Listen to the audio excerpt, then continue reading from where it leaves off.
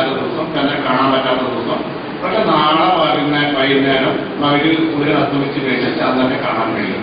അതുകൊണ്ട് നാളെ സുബഹി മുതൽ നോമ്പനുഷ്ഠിക്കണം എന്നതാണ്. പക്ഷേ ഈ സഹാബത്തിൽ നിന്ന് അറിയാൻ പറ്റില്ലല്ലോ. നമുക്ക് പണിക്കാരെ പോലുള്ള ഗോളശാസ്ത്രജ്ഞന്മാർക്ക് പക്ഷേ കാണാൻ പറ്റും. നാളെ വൈകുന്നേരം ചന്ദ്രനെ കാണാൻ സാധ്യതയുണ്ട്. അതുകൊണ്ട് നാളെ സുബഹി മുതൽ നോമ്പനുഷ്ഠിക്കണമെന്ന് പറയാൻ ഗോളശാസ്ത്രജ്ഞർക്ക് വേണ്ടിയിട്ടു. പക്ഷെ സഹാബികളെ പോലുള്ള ആ കാലഘട്ടത്തിലെ സാധാരണ മുസ്ലിങ്ങൾക്ക് ഇത് മനസ്സിലാക്കാൻ കഴിയുന്നില്ല. ഇതാണ് നമുക്ക് ഉൾക്കൊള്ളാൻ കഴിയാത്ത ഒരു പ്രശ്നം. അതാണ്. രണ്ടാമത്തെ കാര്യം പറയാനുള്ളത്, ലോകത്ത് മുസ്ലിങ്ങൾ ചെയ്തുകൊണ്ടിരിക്കുന്ന രണ്ട് ആരാധനകൾ രണ്ട് അടിസ്ഥാനങ്ങളെ വെച്ചുകൊണ്ടാണ്. ഒന്ന് നമസ്കാരം സൂര്യന്റെ വീഴ്ചയെന്നുള്ളതാണ്. മറ്റേ നോമ്പും പെരുന്നാളും ചന്ദ്രന്റെ വീഴ്ചയെന്നുള്ളതാണ്. അത് പരസ്യമായ കമ്മിറ്റി പെരുന്നാൾ നമസ്കാരം മാത്രമാണ്. നോമ്പ് ഒരാളെ എപ്പോഴാണ് നോമ്പ് പിടിക്കണമെന്ന് ആർക്കും പറയാൻ പറ്റില്ല. രഹസ്യമായ ആരാധനയാണ്. ഒരാൾക്ക് അയാളുടെ ബോധ്യത്തനുസരിച്ച് നോമ്പ് പിടിക്കാം, പ്രശ്നമുള്ള കേസല്ല. പക്ഷേ ഈ ഈദ്ഗാഹ് എന്ന് പറയുന്നത് പരസ്യമായി ചെയ്യുന്ന സംഗതിയാണ്. ആ പരസ്യമായി ചെയ്യുന്ന സംഗതിയിൽ ഭിന്നിപ്പുണ്ടാവുക എന്നുള്ളത് മുസ്ലിം ലോകത്തിന്റെ ഇടയിൽ ഭിന്നിപ്പുണ്ടാവുക എന്നതാണ്. അത് വളരെ സൂക്ഷിച്ച് കൈകാര്യം ചെയ്യുന്നതാണ്. നമസ്കാരത്തിന് ഭിന്നിപ്പില്ല. കാരണം സൂര്യനെ വീഴ്ച ചെയ്തുള്ളതാണ്. എപ്പോഴാണ് സുബഹി, എപ്പോഴാണ് നോമ്പ്, എപ്പോഴാണ് അസുഖം കൃത്യമായി കണക്കുണ്ട്. ആ കണക്കനുസരിച്ച് നമുക്ക് ചെയ്യുന്നു. സൂര്യനെ വീഴ്ച ചെയ്യുന്നതാണ്, മറ്റ് ചന്ദ്രനെ വീഴ്ച ചെയ്യുന്നതാണ്. അതാണ് സംഗതി. അത് മാത്രമല്ല, ചന്ദ്രമാസം എന്ന് പറയുന്നത് അതിന് ദിവസങ്ങളുടെ എണ്ണം ഒരിക്കലും പൂർണ്ണമല്ല. 29 അല്ല, 30 അല്ല, 28 അല്ല. കാരണം ഇടയിൽ വരുന്ന കാലം അല്ലെ മുക്കാലൊക്കെ വരുന്നതാണ് വരും ആ സ്വഭാവത്തിൽ. അങ്ങനെ വരുമ്പോൾ ഒരു ദിവസം ചിലപ്പോ 28 ദിവസം കഴിഞ്ഞ് 29ാമത്തെ ദിവസം 24 മണിക്കൂർ ഉണ്ടാവില്ല, 23 മണിക്കൂറോ അല്ലെങ്കിൽ 20 മണിക്കൂറോ മറ്റേ അടുത്ത ദിവസമായി പോകും. അതാണ് സംഗതി.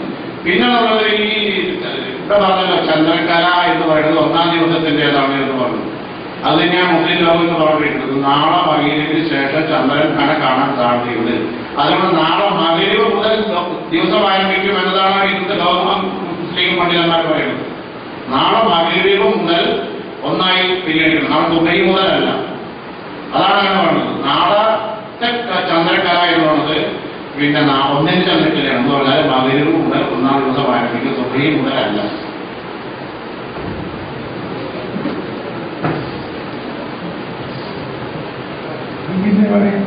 ഇപ്പൊ ഈ പറഞ്ഞ ചന്ദ്രക്കല കണ്ടാൽ മാസം തുടങ്ങുന്ന അത് വെറും തെറ്റിദ്ധാരണയാണ്. ഇന്ന് ദുൽഹജ്ജ് 30 അതുകൊണ്ടാണ് നാളെ ഒന്നാവുന്നത്. ചന്ദ്രക്കല കാണുന്നത് അടിസ്ഥാനത്തിലല്ല.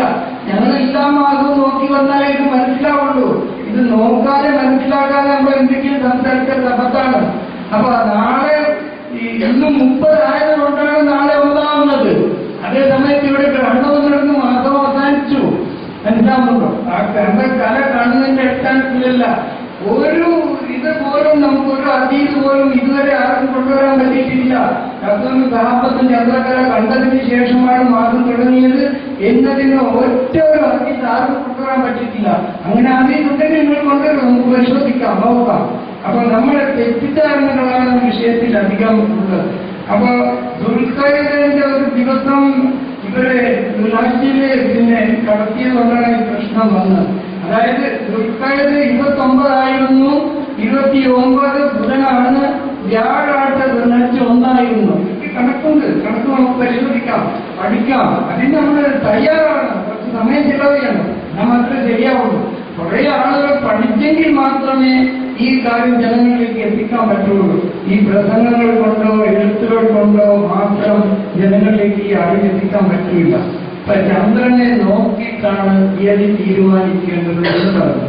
ചന്ദ്രനെ കാണുന്നത് 1-ാമത്തെ ദിവസമാണെന്ന് 2-3 മാസങ്ങൾ നിരീക്ഷിച്ചാൽ ഇന്നത്തെ മനസ്സിലാവും. ആർക്കും മനസ്സിലാവും.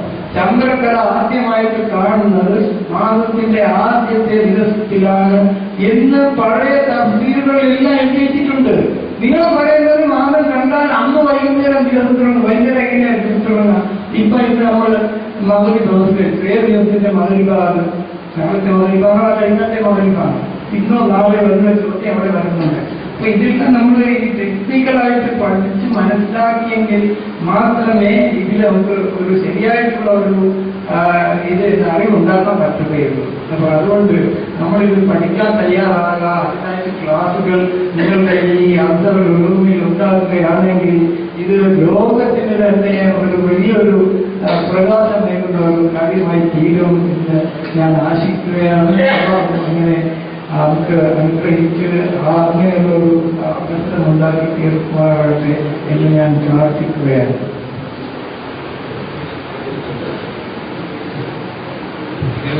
അങ്ങനെ വിദ്യാർത്ഥികൾക്ക് വേണ്ടിയിട്ട് ശ്രമിക്കാനുള്ളത് അലിമണിക്കാനെ കുറിച്ച് വായിച്ചതിൻ്റെ ഇടയിൽ കണ്ടിരുന്നു. അദ്ദേഹം ഒരു കപ്പൽ നിർമ്മിച്ചു എന്ന് കുറെ സംഗതികൾ അതിന്റെ പിന്തുണമായിക്കൊണ്ട് പറയുന്നു. അതൊന്നും ഇവിടെ വിദ്യാർത്ഥികൾക്ക് വേണ്ടി വിശദീകരിച്ചാൽ കപ്പൽ എന്ന് വെച്ചാൽ ഈ സിംബാദ് സെയിലർ എന്ന് പറഞ്ഞ് ഒരു കഥ, അറബിക്കഥ നിങ്ങൾക്ക് എല്ലാവർക്കും അറിയാമായിരിക്കും.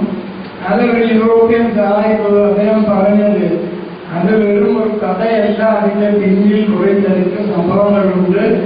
അതുകൊണ്ട് അത് പരിശോധിക്കണമെന്ന് പറഞ്ഞിട്ടാണ് അദ്ദേഹം ആ യാത്ര നടത്തിയത്.